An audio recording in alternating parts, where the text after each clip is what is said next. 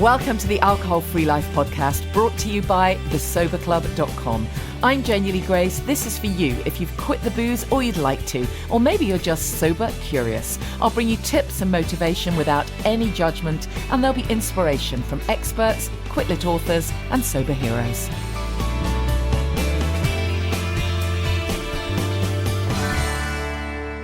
Hi and welcome to the podcast. I hope you're well and you had a good Valentine's Day, whatever that meant for you. As you know, in the Sober Club, we were focusing on self-love and self-esteem, which was the first time for some people that they'd ever considered those concepts. So that was it was really good though. We had a kind of a meditation mashup, lots of inspirational bits and bobs of content, and of course this week was also Random Acts of Kindness Day on Thursday.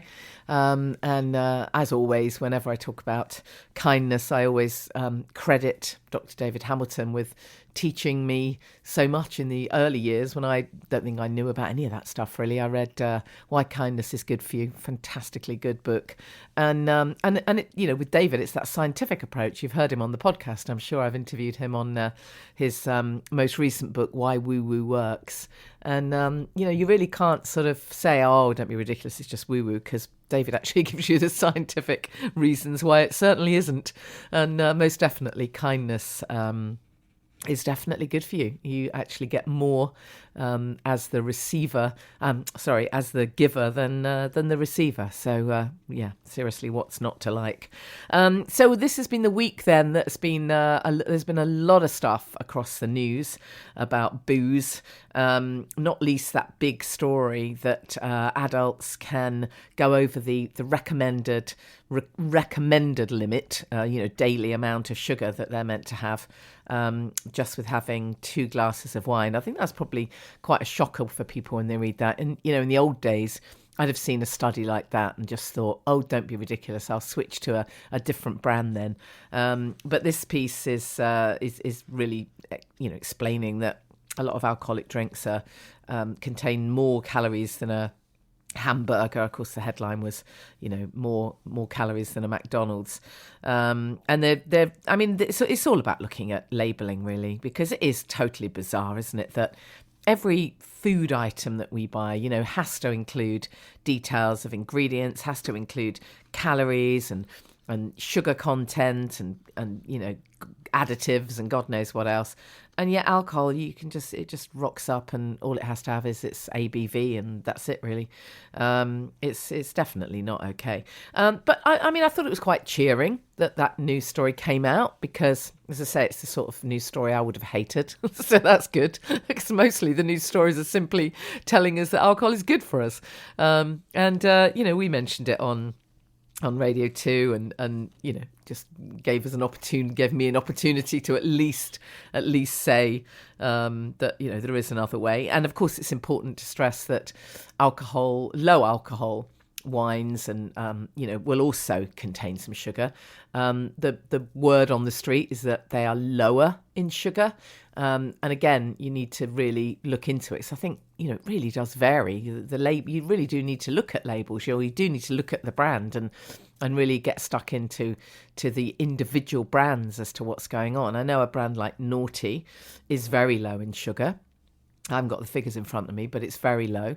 And then, of course, if you go on to botanicals and you're having a botanical drink, sea arch and those kind of drinks, and don't have any sugar in them. So it just comes down to what you add to them, what mixes you put with them. That's where you start adding in the sugar, unless you're buying a pre-mixed spirit, and I think that's where some of the problems can come in. If you kind of pick up from a supermarket one of the pre-mixed alcohol-free G&Ts, for example, well, number one, they often have tonics. They often contain tonics that have artificial sweeteners, which for me is an absolute no, or they contain an awful lot of sugar. So you do have to be careful. It's not straightforward, but I think anything that reminds us that that alcohol is not exactly good for us, I think it's got to be a good thing. Because the crazy thing is, lots and lots of people think that they are doing themselves a favour by,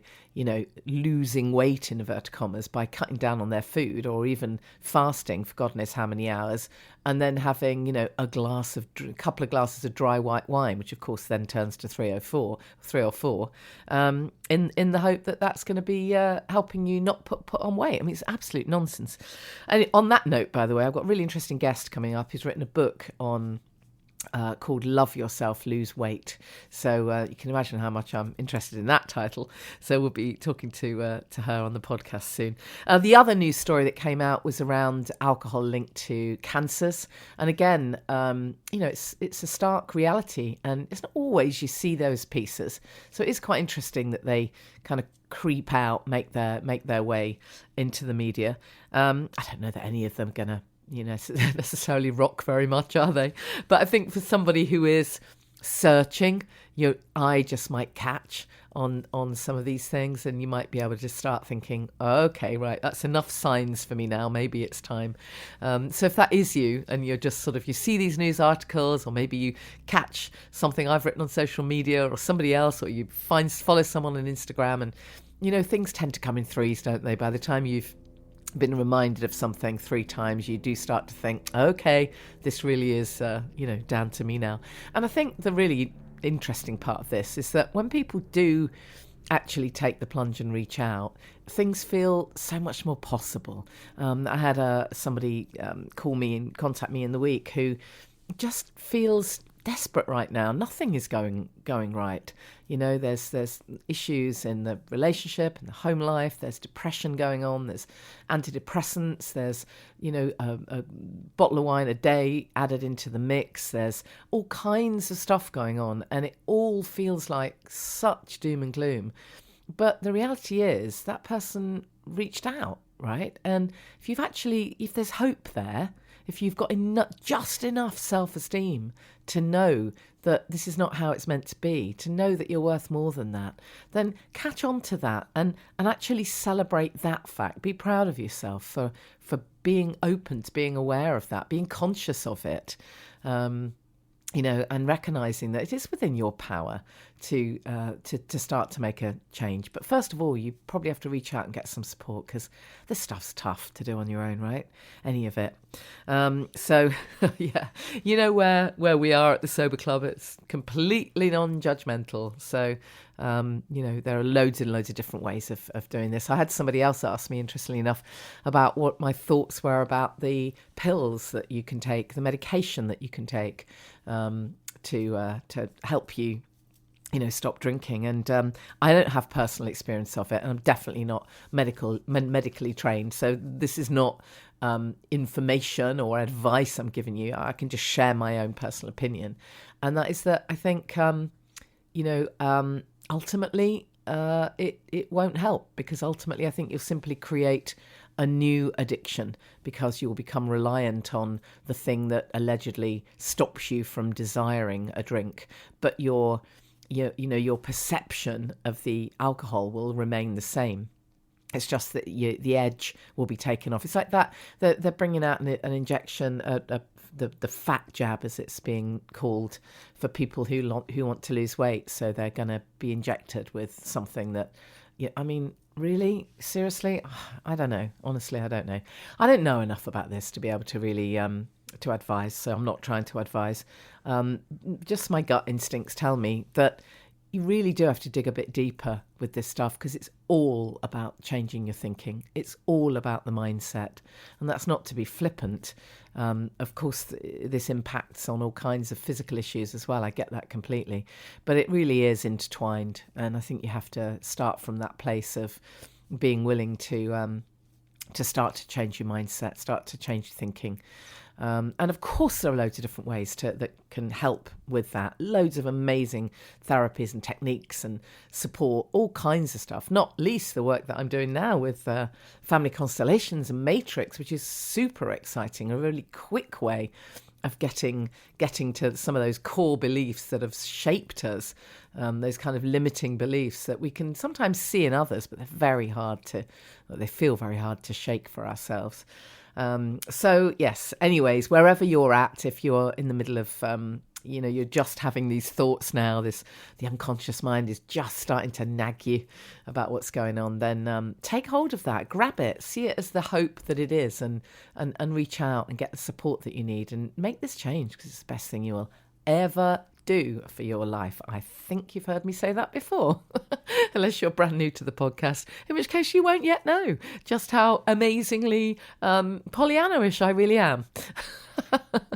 Somebody said that to me the other day, your infectious enthusiasm about sobriety. Well, yes, that's what I wish someone had done for me all those years ago. I wish, well, certainly a long time before they did. I sometimes think back and I think, did they? Was it just that I wasn't listening? I don't think anyone did, though. I don't think anyone ever spoke about the incredible benefits of sobriety. Not in any place that I was able to see it. It was always, my perception was always just that, well, those poor people who can't drink, how awful for them. Certainly not, hold on a minute, you're missing out here. Anyways, my guest this week, such fun. I thought I'd interview a Sober Club member who is just doing the most lovely, lovely project. Well, I came across Anth Parker's work. I think it was Instagram, actually. And so great to chat to you, Anth. Thank you so much for coming on the podcast. My pleasure. Hello. Tell us a bit about you first, and then we'll dig into this fabulous concept that you've come up with. But just give us a little bit about your background first. Okay, I'm 49. I struggled with alcohol for quite some time, actually. I ended up going to AA about 8 years ago, and felt, I didn't fit in. And after I left that, I thought, well, that's it. I think the problem there was that I left feeling that there was no hope. Mm. And then obviously, drinking goes up and down. I tried that moderation and tried different drinks, tried stopping for a bit. And then it got to lockdown and I thought, I really need to stop. So I came across William Porter's book, Alcohol Explained, and it completely changed my way of thinking, my mindset about alcohol. I started listening to podcasts and just suddenly this whole new world opened up. I had no idea in those years that I'd been to AA that there was this whole online network of people getting sober and loving it. So I thought, well, I'll join in, and I haven't looked back. And you're a member of the Sober Club now, which is fabulous. Yeah, I'm loving it. Thank you. But so tell us about this project then. So you decided, and was this in lockdown that you thought, do you know what, I'm going to collect some postcards?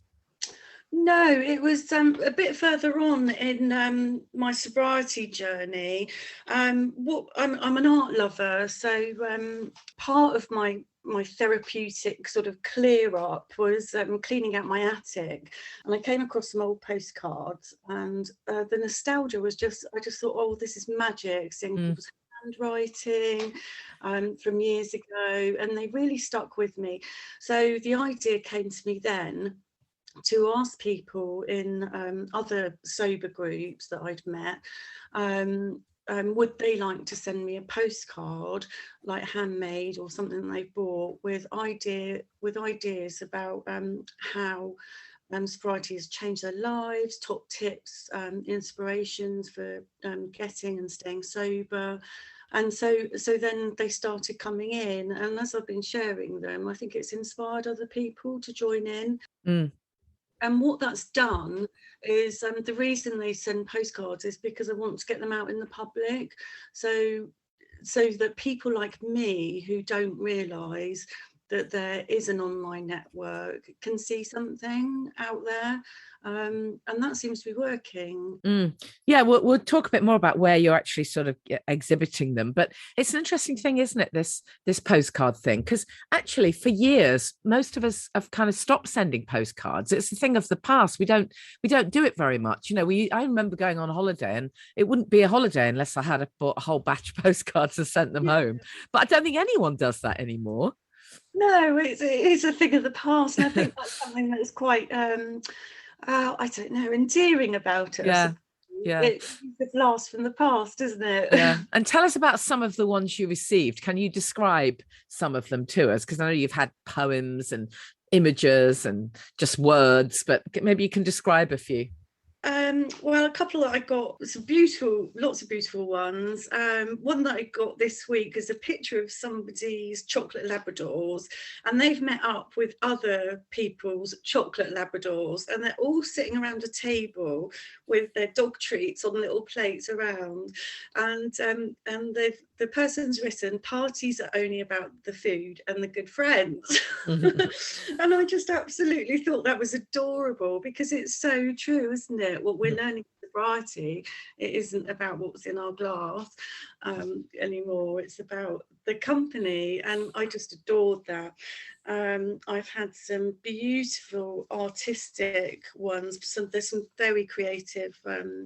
They're putting things on the back like "Believe you can and you're halfway there." Big journeys begin with small steps. Oh, there's such a kaleidoscope. There's another one here which is quite a heartfelt one. It says, free yourself, live life, love life, practice gratitude. And it's in memory of her father and brother who lost their lives to alcohol.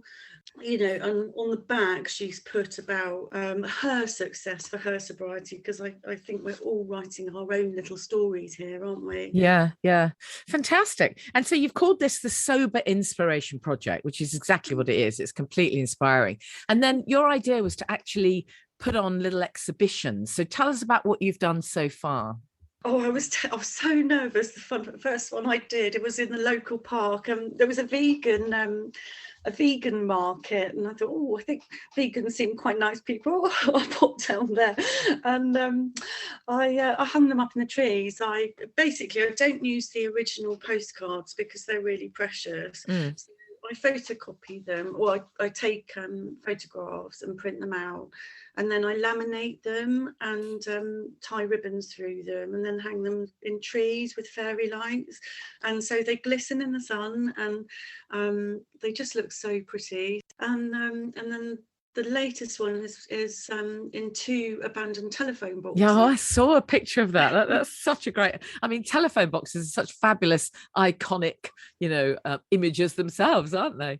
They are. They've really caught a lot of attention, and I had to clean them out. Yeah, don't say anything about that. Absolutely. I bet you did. I had my rubber gloves on. You'll be pleased to hear. Yeah, once I'd done that and bought a few air fresheners, we were all right. And I hung up some little fake plants and hung up all the postcards. And so, I mean, roughly how many have you got then? I think I've got about 100 now. This started in November. Yeah, so it's still early days. So I'm guessing you'd like loads more. I'd love loads more. Brilliant. Okay. Yeah. All right. So we'll put the details in the show notes, but just tell people exactly what they need to send you. Is it literally just a postcard, or do they need to put the postcard into an envelope? Is anything else needed?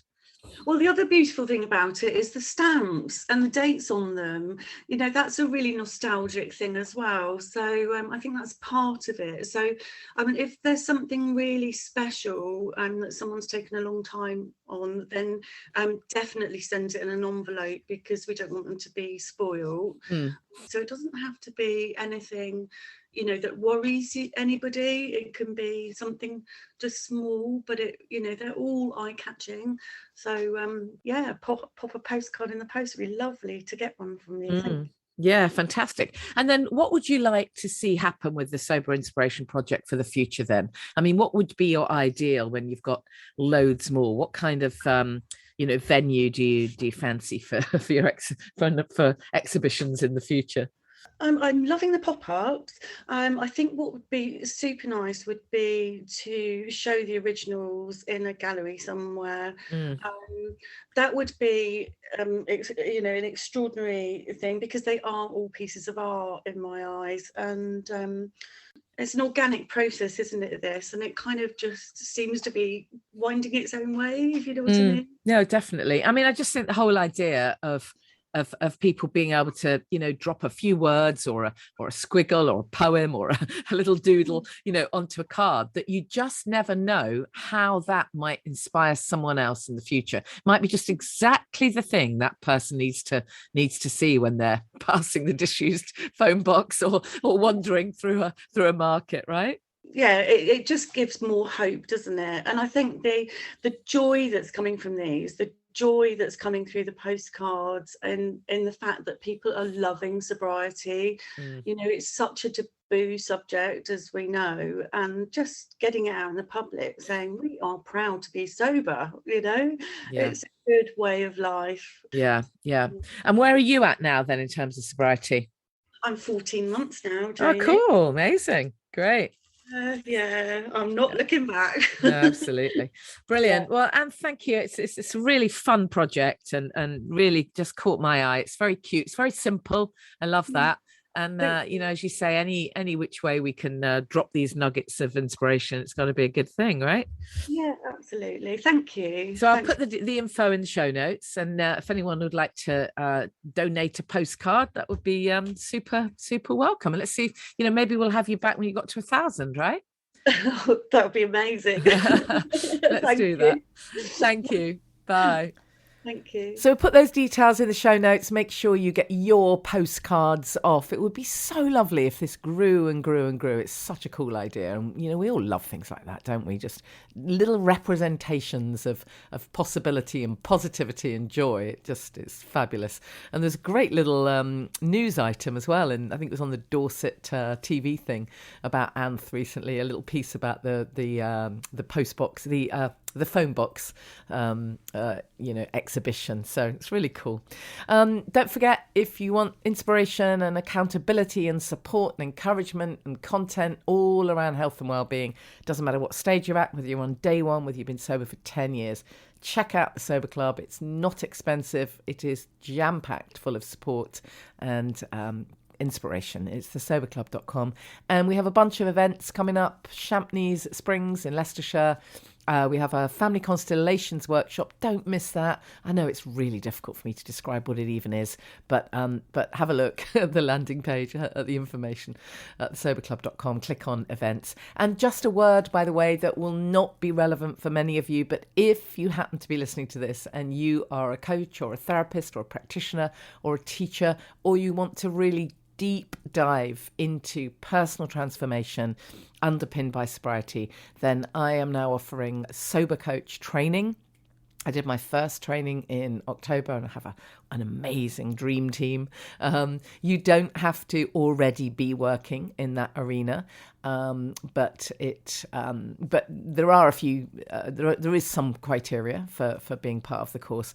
But drop me a message if that's something that's of interest to you. If you've been thinking, do you know what? I actually really want to share this now. I want to inspire other people.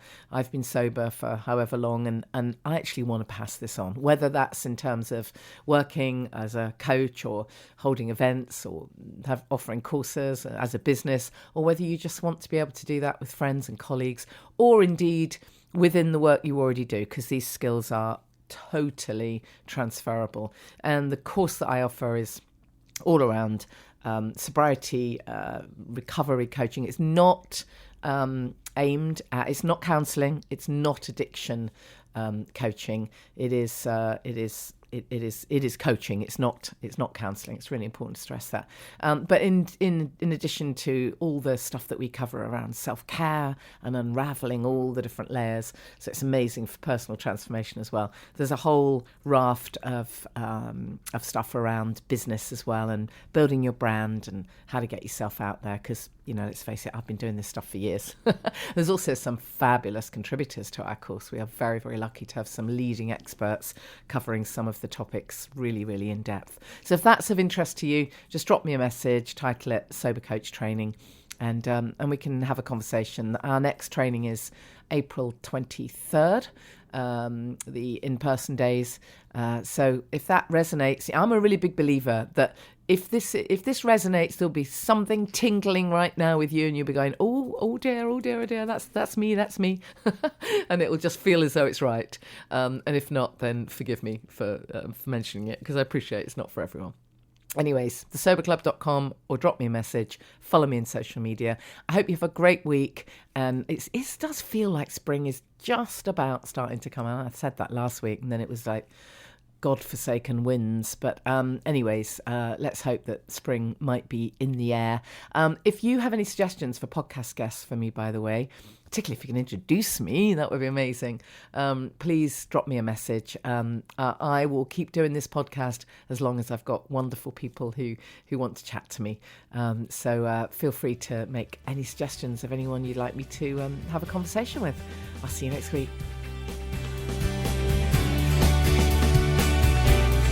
Thank you for listening to the Alcohol Free Life podcast, brought to you by The Sober Club. Please rate and review. And if you want support, accountability and inspiration, and you want to live your best life without the booze, check out thesoberclub.com.